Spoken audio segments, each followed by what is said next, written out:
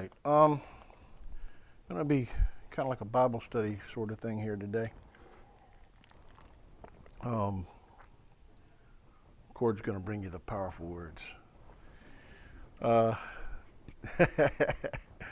So we're going to start in Genesis in chapter 5, and we're going to be talking about Noah and the flood. And I'm going to start and read a few verses from verse 28 in chapter 5 of Genesis. And Lamech lived 182 years and begot a son, and he called his name Noah, saying, This same shall comfort us concerning our work and toil of our hands, because of the ground which the Lord hath cursed. And Lamech lived, after he begot Noah, 595 years, and begot sons and daughters. And all the days of Lamech were 777 years, and he died. And Noah was 500 years old, and Noah begot Shem, Ham, and Japheth. All right, so the thing here, we're starting out right this point. Noah's 500. He's 500 years old. Now we're going to move to, we all know the story of Noah. We're not going to read right through it and kind of like go like that, but we're going to go through a lot of it to put some points together and all. Noah was a special man. In Genesis 6, in verse 7, it says, And the Lord said, I will destroy man whom I have created from the face of the earth, both man and beast and the creeping thing, and the fowls of the air, for it repenteth me that I have made them. But Noah found grace in the eyes of the Lord. These are the generations of Noah. Noah was a just man and perfect in his generations, and Noah walked with God. And Noah begot 3 sons, Shem, Ham, and Japheth. So God has made his decree. He has decided that he is going to destroy the earth and everything that liveth on them. Actually, more likely he's going to destroy everything that lives on the earth. He's not destroying the earth. But he looked and he saw Noah. And Noah was a just and upright man, and he walked with God. It says there in verse 9, Noah walked with God. All the people on the earth, and there weren't as many as there are now, but there were all these people on the earth. And Noah was the only one that walked with God. Everybody else had gone wrong. We'll say it that way. Drop down to verse 13 in chapter 6 there, and it says, And God said unto Noah, The end of all flesh is come before me, for the earth is filled with violence through them, and behold, I will destroy them with the earth. Ark of gopher wood. Rooms shalt thou make in the ark, and shalt pitch it within and without. And this is the fashion which thou shalt make it. The length of the ark shall be 300 cubits, the breadth of it 50 cubits, and the height of it 30 cubits. A window shalt thou make to the ark, and in a cubit shalt thou finish it above, and the door of the ark shall be set in the side thereof, with lower, second, and third stories. Thou shalt make it. And behold, I, even I, do bring a flood of waters upon the earth to destroy all flesh, wherein is the breath of life from under heaven. And everything that is in the earth shall die. But with thee will I establish my covenant, and thou shalt come unto the ark, thou and thy sons, and thy wife, and thy sons' wives with thee. All right, so at the time he tells this to Noah, there's no mention of how old Noah is at this point. We only have that first reference of Noah was 500 years old when he had his sons. But we're not sure of his age. And this will come into play later when I point out something else. So we don't really know that. But typically everybody says Noah was 500 when he got this calling to build the ark, and it took him 100 years, which we'll get to too. And in chapter 6 there, and we're going to drop down to 19 through 21, and it says, And of every living thing of all flesh, 2 of every sort shall thou bring into the ark. Keep them alive with thee. They shall be male and female. The fowls after their kind, and the cattle after their kind, of every creeping thing of the earth after his kind, 2 of every sort shall come unto thee to keep them alive. And take thou unto thee of all food that is eaten, and thou shalt gather it unto thee, and shall be for food for thee and for them. So here, of course, this is the part where in this part it says that he's only bringing 2 of every animal. And then he changes that right directly after this, and you go into chapter 7 and verses 1 through 3, and it says, And the Lord said unto Noah, Come thou all thy house into the ark, for thee have I seen righteous before me in this generation. Of every clean beast thou shalt take to thee by 7s, the male and his female, and the beasts that are not clean by 2, the male and his female.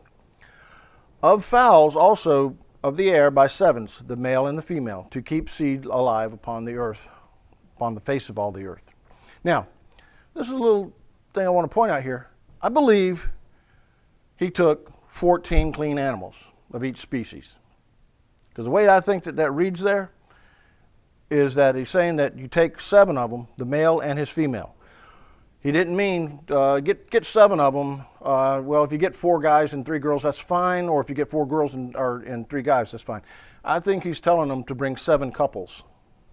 It doesn't matter. It doesn't change salvation or anything like that, but I think that's what it's saying.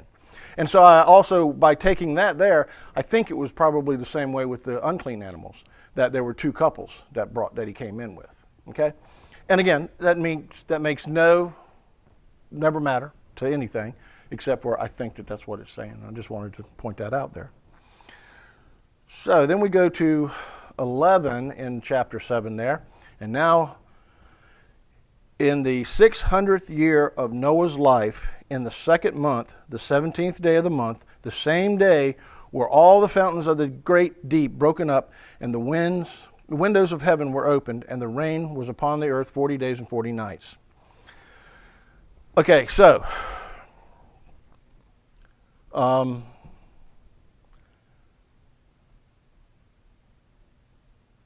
didn't read the verse earlier. Okay, I'll read it now. God says, and back in Genesis 6 and verse 3, he says, And the Lord said, My spirit shall not always strive with man, for that he is flesh, yet his days shall be 120 years. Now, some people take that and they say, well, that's when God was saying that man will live 120 years. He's just going to, all these, instead of these 500-year periods and 600 years and Methuselah years and stuff like that, that man is only going to live 120 years. That's not what he's saying here. He's saying here that he is tired of man. It repented him to think that he had made man, and man was evil. And we're going to get into some more things on that here in a minute. So he basically is saying, I'm giving him 120 days. You see this afterwards, after the flood. Noah, Shem, Ham, Japheth, they all live over 120 years. Okay? So it wasn't a limit on man's life at that point. So some people like to point that out and say that's where he gave them. We're supposedly supposed to be able to live 120 years, but we kill ourselves with our diets and stuff like that, is what some people who think that say. But again, that's neither here nor there, except for the fact that God is saying, I'm going to give you 120 years. But Noah was 500, and the flood came 2 months after Noah turned 600. That's only 100 years. Only 100 years, so keep that in mind. In Genesis 6, in verse 5 through 7, it says, God saw that wickedness of man was great in the earth, and that every imagination of the thoughts of his heart was only evil continually. And it repented the Lord that he had made man on the earth, and it grieved him at his heart. And the Lord said, I will destroy man, whom I have created from the face of the earth, both man and beast, and creeping thing, and the fowls of the air, for it repenteth me that I have made them. Man must have been pretty bad for God to say that it grieved him at his heart, that man was something that he repented himself, why he made him. Must have been terribly bad. Drop down to 11 in chapter 6, And it says, the earth was corrupt before God, and the earth was filled with violence. And God looked upon the earth, and behold, it was corrupt, for all flesh had corrupted his ways upon the earth. Again, that must have been a vile place. A terribly vile place to cause God to feel this way about man, his creation. But let me drop down here and read this one verse here from me. Matthew 24, in verse 36 and 37, it says, but of that day and hour knoweth no man, no, not the angels of heaven, but my Father only. But as the days of Noah were, so shall the coming of the Son of Man be. As the days of Noah were, so shall the next ending of the chapter of life that God has created. Okay? So, if it was that bad back then, how bad are we now? You know, there's a lot more to learn here than just from Noah, just how he saved the animals and the world and these 8 people. It's a warning too. It's a story of a warning. Just like Jonah was in the fish's belly 3 days, 3 nights, and that was the warning and the sign given to tell people Jesus would be in the earth 3 days and 3 nights, and then he would rise. Just as Noah, whether he was dead or not, came out of the fish's belly and was alive. The world was filled with corruption, violence, hate, crime, evil, no love for the Creator, except for, evidently, from Noah. So how bad was it? They had murder. We have murder. They have stealing. We steal. They had sexual perversions. We commit this too. I would imagine they did the same thing then as the evil people do nowadays and use children with these perversions. They had idolatry and no love for God. We have idolatry and no love for God. Everything that they did back then, we're doing now, except for there are billions of people. There probably wasn't even a billion people in Noah's day.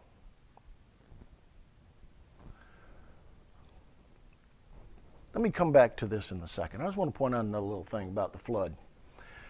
Geologists say that in order for sediment to be laid down in a nice level line, it has to be done in a big flood. It has to be done all at one time. It's not something that happens over millions of years. Because if it happens over millions of years, then it's crooked. And there's a little more here and there's a little less there. And the sediments are all up and down like this. I don't have a chart, but I should have gotten one. It would have been, it's interesting. The sediments all over this world, out in the deserts in the Midwest of America, go to Russia, go to China, you take the core samples, you bring them up, the sediment layers are all equal and the same. And they make, you go to the Grand Canyon and see this along with some other canyons in the world, and you see all straight lines of the different type of sediment. Because God flooded the world, and it's not a joke. Now, there are scientists that want to rebuke that and say, no, it couldn't have been. Do you know what oil is made out of? The fossilized ruins of animals. All the animals that were in the world died in these pockets and became oil. God terraformed the planet. He made it different because he knew the future's coming. He knew what men would do. You know where coal comes from? Coal is made by plant material being pressurized. You know what? Everywhere around the world, the coal deposits are at the same level. They're not down here in Russia and up here in America. They're all the same level in all the sediment layers going down. The oil is about the same place too. The oil's being a liquid, so it's kind of like a little bit more back and forth some, but it's basically in the same area. God made that happen by flooding the world. Yeah, he was sick and tired of man. But he also knew what he was going to be creating. So when he did this, I would think that the earth was covered in wild animals, maybe big ones that looked like lizards. The world was covered in lush green forests all over for this to happen. And this flood came suddenly, and it came powerful. And it came at the hands of man because he slapped his Creator in the face. And his Creator said, I've had enough of you. Now let's get back to this evil world. We do everything that they did. There's one thing that we do now that they did not do back then, not like we do it. And that is kill babies. They did do that some, but it was not on the mass ruckus that they cause in this world now. 2,000 and some babies aborted every day. I think that's the right number. I don't like reading the numbers. But since they started it, they say 60 million have been aborted.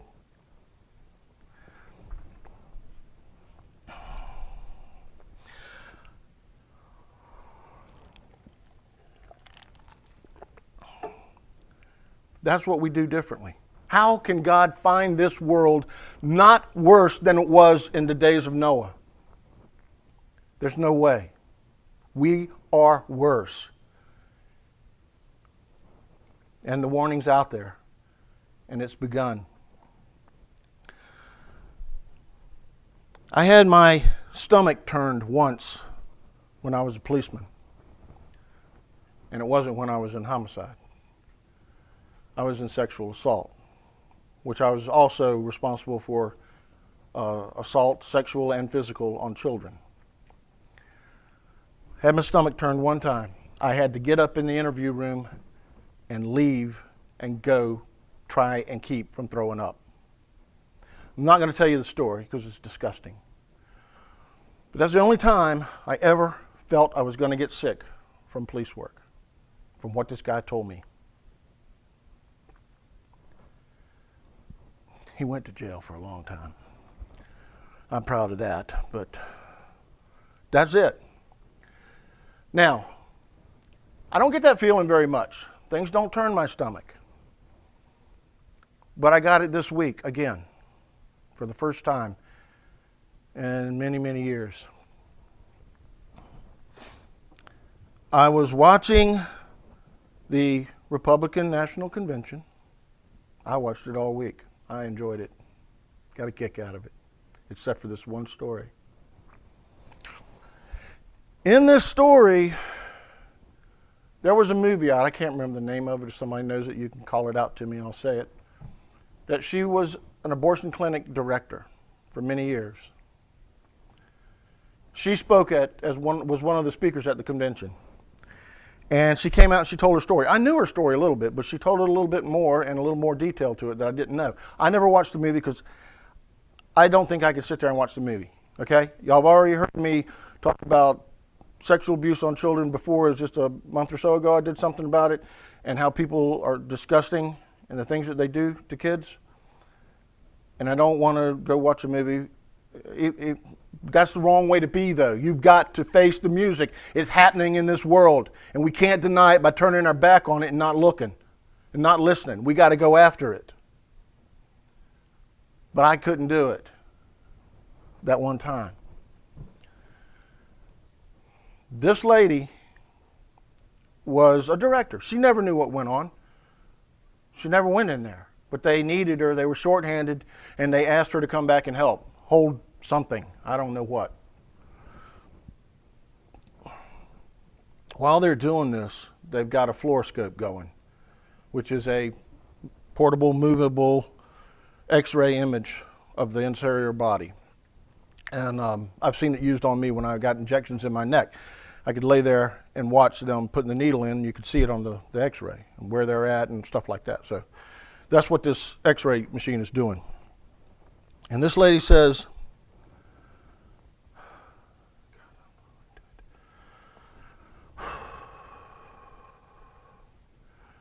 they're using a suction device. And as that device is being inserted, the child is moving away from it, trying to get away from it. That ain't right, folks. That ain't right at all.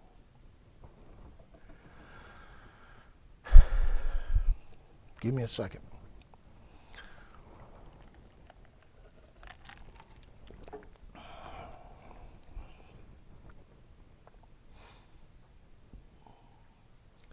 But that turned my stomach when she said that. And if to stop that, Jesus needs to come today, I want him today. I want him now. I don't like evil people. I don't like people hurting kids. And I'm not saying y'all are, so if I sound like I'm being your daddy and preaching to you that way, no, I don't mean it that way. I mean, it's wrong. It's so wrong. That's why I don't really, it's not that I don't like animals. Y'all know I love animals. But I don't worry about giving to the animal funds because they're animals. I need to take care of the kids, the people. Not an animal right now. I'll take care of them after the people are taken care of. But that's how rotten this world is. Jesus needs to come. I'll take another flood, Father. Please, stop this. It's stupid. And the stupid governments let it happen. And we are eviler than they were back then. But for some reason, he's letting us go on. Or is he? He said he would give man 120 years, then he would destroy mankind. But Noah is always thought to have gotten this message at age 500, and he was done, and the flood came when he was 600. That's only 100 years. What happened to the 20? Now, could it be that he got that sick of the world and said, I'll do it now? Could it be that he said, I'll give him 120 years, 20 years before Noah turned 500? Maybe. It could be that way too. But either way, there's also another thing about this story. Everybody always talks about Noah. I always want to call him Moses. Everybody always talks about Noah preaching that the flood's coming every day. I don't believe he did. You don't see it anywhere in Scripture. You go to 2 Peter 2:5, and it says, and spared not the old world, but saved Noah, the eighth person, a preacher of righteousness, bringing in the flood upon the world of the ungodly. It says here that he was a preacher of righteousness. Okay, I get it. Maybe he did preach, but there's nowhere back in the Old Testament does it say that he regularly preached it. And then you have to look at some other stuff. This timeline. I don't know. Nobody knew it was coming, except for Noah. And at one point, God tells Noah, in 7 days, get into the ark, because in 7 days it's going to happen. So Noah still didn't know the day until he told him that it's going to happen in 7 days.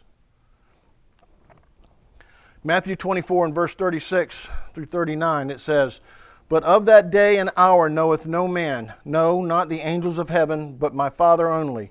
But as the days of Noah were, so shall also the coming of the Son of Man be.